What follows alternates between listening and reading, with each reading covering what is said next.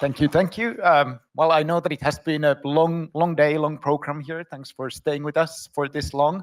I won't keep you for too long, but I think that this is an interesting topic for us all. And I think like when I was watching all the previous presentations, like one thing that really strikes me is that how many of these things that utilize ML and AI today are kind of invisible. Like I don't know, like how many of you actually even realized how much work it goes into writing those synopses on the Netflix UI, or like when you see the names of the actors and like whatever, like the names of the director, like on the Netflix UI.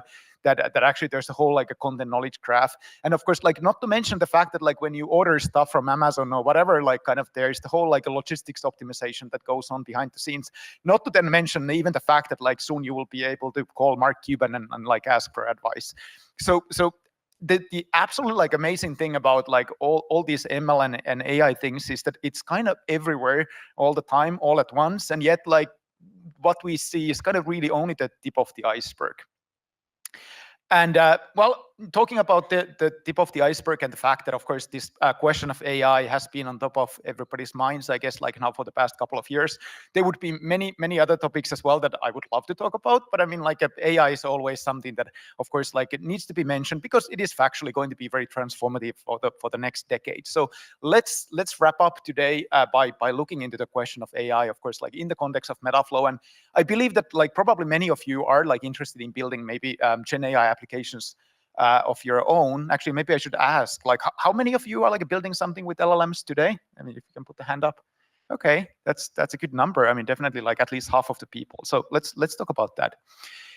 It is a very confusing topic, and I think for many of us, like who have been closely following the field for the past couple of years, there's always the fear of almost like a fear of missing out, and like definitely like kind of you have the anxiety that like when you follow LinkedIn and like whatever is your favorite media, that things seem to be moving so fast, and like even like maybe last year you were learning about the RAG, or like maybe the year ago you barely understood vector DBs, and now anyway, I mean like everybody's agentic or like whatever is the next big thing.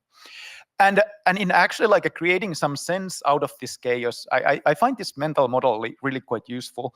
It's actually from a book by a famous guy, Stuart Brand, already published many years ago, 25 years ago, and it's this concept of pace layering. And this picture has nothing to do with artificial intelligence per se, but it's actually like really showing how things work. Like whenever it comes to these technical systems, that humans are building. And I think that this has taken place actually like over hundreds of years, if not thousands of years, ever since the first person accidentally stumbled upon like setting up a fire. And maybe over time we learn to be more organized with fire, and then like you are looking at the next guy and they are setting up the fire slightly different way, and you are looking at your LinkedIn feed that now somebody is setting up the fire a different way, and maybe I won't be eating the bison or something. So that there's the anxiety that things are moving so fast, and that is definitely true for this topmost fashion layer. And now, I mean, many of you may have seen there's this guy, Matt Turk, VC, like posting all kinds of funny things on LinkedIn. And he was just summarizing what has been happening, let's say, in the world of AI, like just in 2025. And like, yeah, at one point, people were excited about deep research, or maybe it is like kind of a agentic AI or like a model context protocol, or maybe last weekend it was Manus, but I guess Manus is not hot anymore. So it is definitely kind of this like absolutely like a crazy pace that's going on. And now, especially like if you think that this is an indication of some kind of a linear progress, that like we are like making constant progress towards one direction. Of course, I mean, there's the inevitable feeling that we must be nearing singularity probably by the end of this year. But what's really useful to realize, as you see, like from that fashion layer, is that things are not moving in any kind of like linear progress, but it is almost like this Brownian motion. It is kind of like a spiral thing that like keeps going to a direction. So it's not like just like a staying still, but I mean, there's just like a lot of noise that's going on, and that's for sure. Now, besides the fad layer, it is a fact that there have been a number of companies now over the past couple of years who have been able to build absolutely like amazing experiences using, let's say, AI and LLMs and so forth. Now, I think it would be too early to say like which one of these companies will be exactly sustainable in the long term, but I mean, it is a fact that they are producing something that looks at least super exciting and maybe potentially even quite valuable in many cases. So there is this like a slightly faster like commerce layer, because the fact is that like you can't build any kind of a sustainable business or almost any business whatsoever just by chasing your latest thing on the LinkedIn feed, right? So it has to be like something a bit more foundational, but still, of course, like you being a startup, I mean, like things have to move pretty decently fast. And now, of course, the craziest thing about AI compared to even like any previous technological cycles that we have gone through, that now it's not only that these startups that have gone like all like a cuckoo with the fad chasing, but also the large companies, which is a bit frustrating at times. But now, if you think that like, okay, so how are these companies able to move fast? And like this is, of course, like maybe going back to what Aman was talking at masterclass as well, that you definitely need stable infrastructure. And this is, of course, like very much where Metaflow comes in. And if you remember this thing like from a Roman slide in the beginning as well, how Metaflow since the very beginning, by design, it has been this infrastructure layer that's by design, it's supposed to stabilize. I mean, we were kind of in the early days here at Netflix, kind of half jokingly saying that it's almost like a stability as a service. That especially like at times like this, when you have the fashion layer that's moving so fast and you have the commercial demand to move fast, you absolutely need that stable infrastructure layer that gives you the foundation that allows you to move fast, because otherwise you descend into impossible chaos, right? Now, what's also like really interesting about Metaflow is that it is not the lowermost layer in the stack. Of course, like if you think about the infrastructure, I mean, of course, Metaflow sits on top of your like GPUs, and like the GPUs sit in a data center, and data center is liquid cooled and all that stuff. So there's plenty of technical stuff. But besides that, there is this question of more like a human organization. And I think what Mark was showing before at Flexport about those 4 different teams, the data teams and the kind of the product teams and the ML teams and the integration teams, it's a good example of on the one hand, of course, like even these like governance boundaries at the company, but also the culture. And what's really important that every company is a bit different entity and there are different sensibilities. And these things are even more fundamental than the infrastructure itself. And I think Netflix here is the best example of this, that many of you may know that Netflix has a very peculiar, kind of very well-known culture that has been in the DNA of this company for at least 20 years. So I mean, you may have seen the famous Netflix culture deck and so forth. And thanks to that very foundational DNA for the company, they have been able to move fast, and they were one of the first ones moving to the cloud. And of course, that's the environment where things like Metaflow were born and so forth. And that culture, it is like really at the very like kind of a foundational layer of the stack. And then the other one is the question of like just the governance, like how do you even like keep running the business? And for instance, we work with some European banks, and you can imagine that if you are a bank, the governance sensibilities are very different than, let's say, you are a fast-moving YC startup here. And there's no right or wrong. I mean, there's not that the bank is doing it wrong or the YC startup is doing it right or anything like that. It's just that like the world is a complex place and there are different sensibilities. And one thing that's really, really important about Metaflow, and if you even consider all the examples that we saw here today, is that it should adapt into your environment instead of the other way around. And especially now, what it means in practice is that, like, let's say you're at the European bank. Of course, Metaflow needs to run in your infrastructure, maybe even in your own on-prem data centers, and it needs to use your security policies and so forth at the very lowermost layer. But then also, like when it comes to, let's say, your own domain knowledge and like whatever is your line of business, even today, like we heard from many different kinds of use cases. And of course, like a Flexport is a very different company than Masterclass, and they have different culture, like different domain knowledge that they want to embed.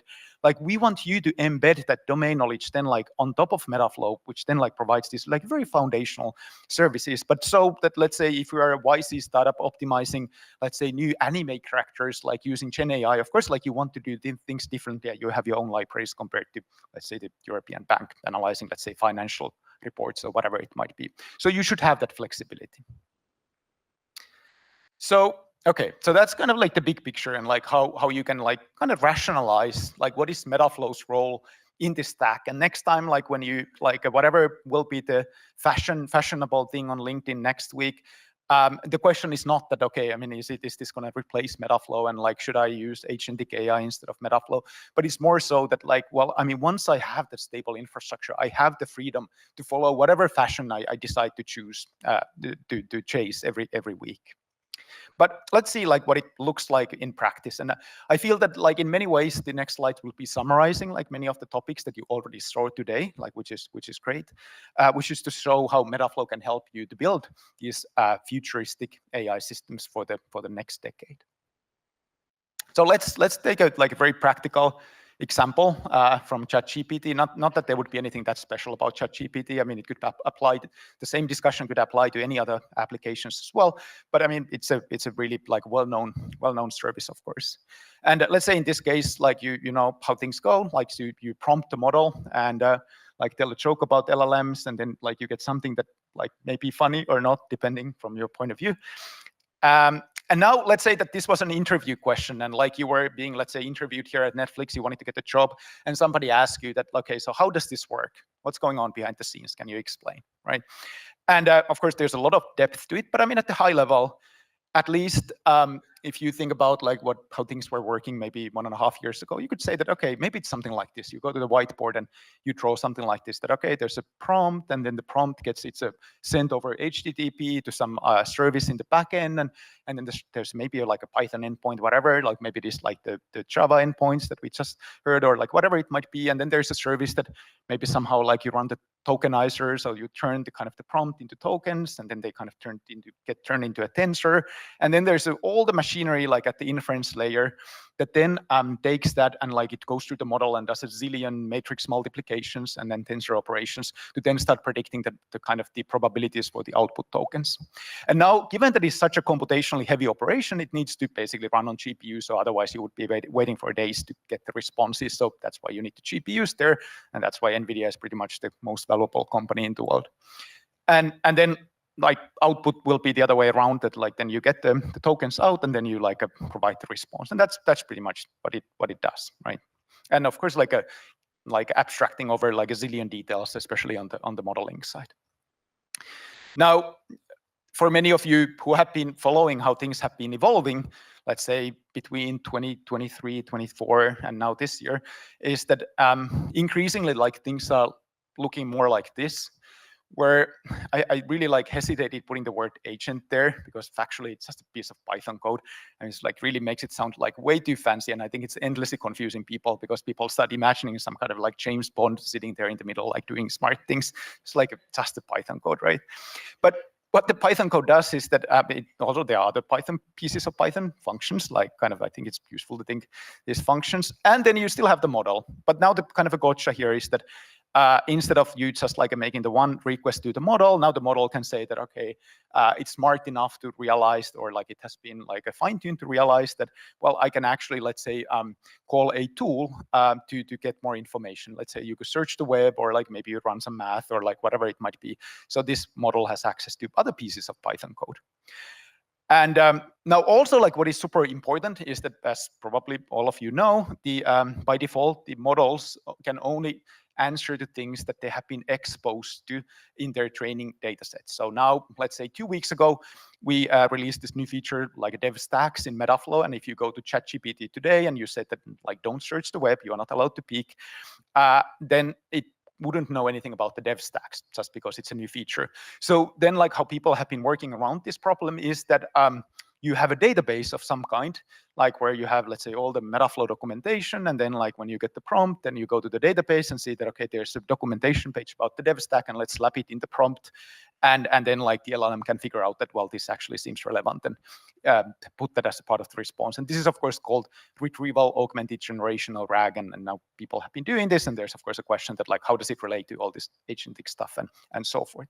But the main picture that is emerging here is that pretty much like all systems in the future, I think it's safe to claim, will have this combination of code. They will have the model and they will have the data, right? And this is pretty much, and if you think about all the presentations here today, they all have code, they all have data, they all have then like models of different kinds. And now when we think about the question that, okay, how can something like Metaflow help? And again, like reflecting back to the presentations we heard today, is that of course this data part here is absolutely critical. And it's not only critical for let's say this like test time or like a query time processing or like a RAG and stuff like that, but of course like also when you are training the model, or what as Aman was talking about, like the importance of like creating or the kind of the challenges of creating the data set for SFT and stuff like that. And now, of course, like probably even if you are not familiar with Metaflow, you may have got the sense here that Metaflow, of course, is very much at home when it comes to like creating these data pipelines, like Mark was explaining from Flexport and so forth, like where you take data sets and you massage them in different ways and you set up these pipelines and off you go. Now, many of you, of course, like may immediately ask the question that, well, duh, I mean, like I can set up data pipelines, I can set up data pipelines using Airflow, and I can set up data pipelines using Daxter or like whatever else. So, okay, sure, I could use Metaflow, but what's the point? Now, the key difference between Metaflow and something like Airflow is quite simply that Metaflow, ever since the beginning, has considered compute as a first-class citizen of the workflow. So it's not just the workflow, but it's also the fact that you get access to compute. And this matters for two reasons in this context. The reason number one is that actually like the data landscape is getting increasingly interesting, fragmented, more opportunities. So for instance, like these days, you can do some of the data processing in DuckDB. I think like many of the examples here at Netflix using the Metaflow data frame are a good example of how you can make things super efficient by let's say using things like Arrow and Parquet and Iceberg and all that stuff. And you don't necessarily need to like do these things inside Snowflake or like whatever happens to be your data warehouse of choice. But all of those approaches need compute. So that's why you need compute power. And the second reason is that let's say like you want to implement this RAG application and you have, let's say, some like a vector DB. The vectors need to come from somewhere. Like you need some kind of a system to produce the embeddings. And like, well, actually, then you need a model to produce the embeddings that needs to run on GPUs. And somehow you need to be able to procure that whole like embedding stack as a part of the workflow. And again, I mean, that's what Metaflow does well, right?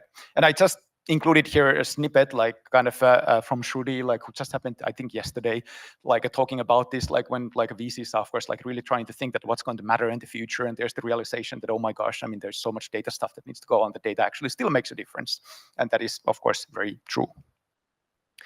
Now, the other big part here is that of the model. So you can, of course, by all means, like just call the OpenAI APIs and do all that stuff. But increasingly, as you want to start like building differentiated experiences, I think like the masterclass example that Aman was presenting was really a kind of a great example of this, that like you really like want to be in control of the product experience. I think in 2023, it was perfectly enough that you had some kind of a wrapper like around ChatGPT, and everybody was that, oh my gosh, now I can talk to a computer. But look, it's 2025 now. Everybody knows that you can do that. So like, what is the kind of the thing that actually like makes your experience differentiated enough? And now, like the best companies, like if you think about Netflix here and the Synopsys example, one way is that like you don't even dream of like it's just doing everything with LLMs, but you have the human in the loop and you make humans more efficient. Or then the other approach is that like you're really careful about the product experience, like how Aman was explaining these things. And that's where like then you have to be able to take control of the models, which may include things like fine tuning or even your own post-training regimens and so forth.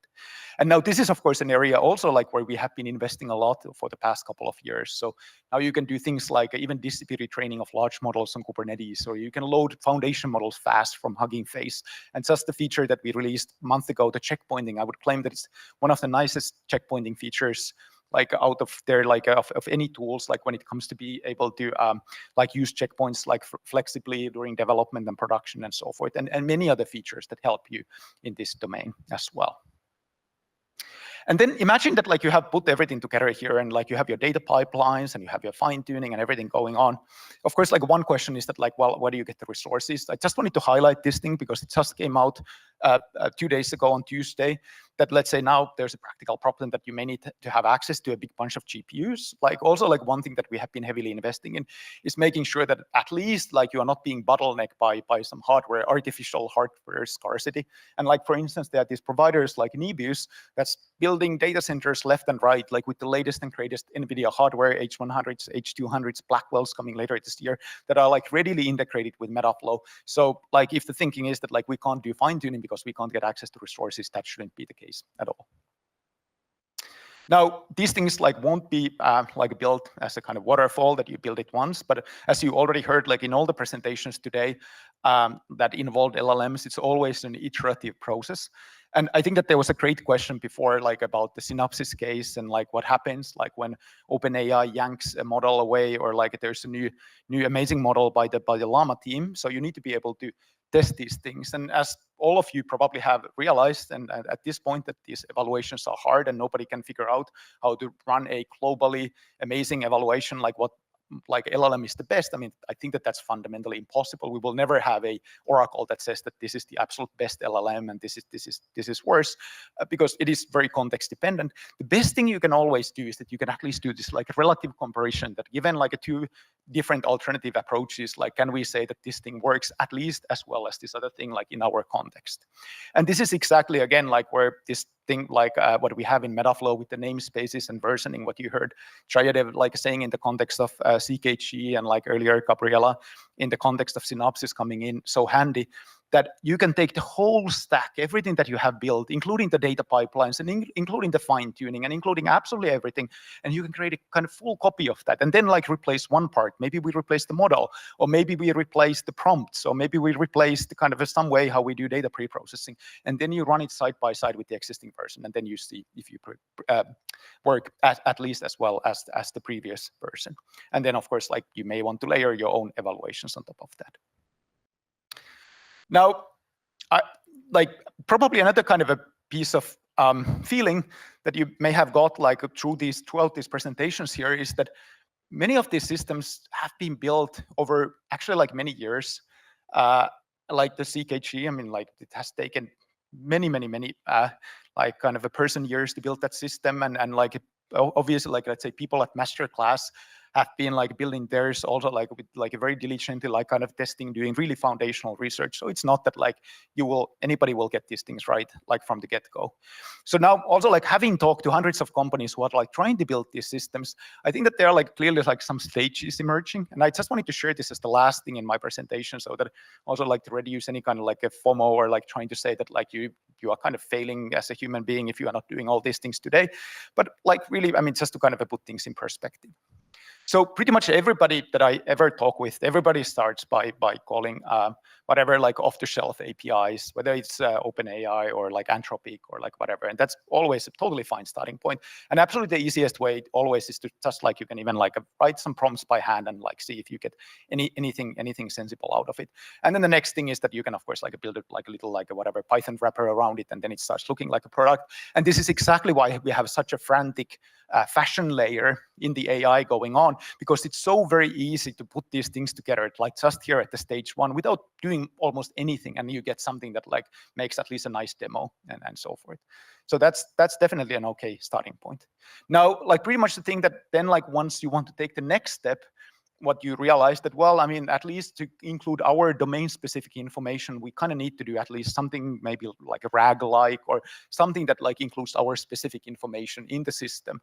And let's say you are building, let's say like a patent analysis that like you want to ask questions about patents. Well, yeah, I mean, maybe you need a database for patents that includes all the patents published, maybe like pre-processed, and like maybe they are PDFs, and you want to extract some like a structural information and whatnot. And then you have a prompts on top of the database, and that's a pretty decent starting point. And then you can, I know that they're like probably like 5 companies now doing exactly that thing with patents, and then they kind of release the product and like see if anybody wants to pay for that. Now the challenge is, of course, especially like these days when the LLMs are like so democratized, everybody can do these things and the patents are available, everybody can do exactly the same thing. So at some point you may start like scratching your head that like, how do I differentiate my service like from the 5 other patent services out there? And that's exactly like when you might want to take a step beyond and start thinking that, okay, maybe we can actually improve the experience by doing some fine tuning ourselves. Although, of course, I mean, it does increase complexity, and kind of there are all kinds of questions like how to do that well and so forth. But I mean, it's definitely a kind of a thing that like oftentimes at this point of maturity comes into the picture. But then like really, if you look at these, like even like kind of most successful examples that then have taken this to an actual like a production grade level, the differentiating factor here is that although of course like doing some basic fine tuning, let's say in a notebook, it's something that's quite doable and there are many templates and it's not kind of exactly rocket science, then the real like a piece is that like how do you actually turn everything here in a process of continuous improvement, that it's not only a one-off that like you declare success that, oh my gosh, we have our fine-tuned model, but it's something that like you can keep doing repeatedly and you can keep testing easily and you can like see that, okay, I mean, maybe there's a different approach and different foundation model. How do we do that? And like you have all these systems actually like working in concert so that like you can actually like start making like really fast forward progress. And I would say that this stage 4, like as of today, 2025, is something that 98% of companies are not yet there, which is kind of interesting because you can get so far. And like if you look at all the demos, I mean, most demos are at stage 1. Like there are like many like applications that have been rolled out at stage 2, and like already like a very few companies that are at stage 3, and like it's only the best companies, I would claim, that like probably the cursors of the world and so forth are then like really doing properly the stage 4. And then of course the ultimate God mode is like, let's say you become the next DeepSeek. And like kind of you start having an effect in like whatever SP 500, like when you actually start doing your own research and like post-training regimens and like you start optimizing your own inference stack and so forth. Then of course, like it's not even necessary that like most people ever get there.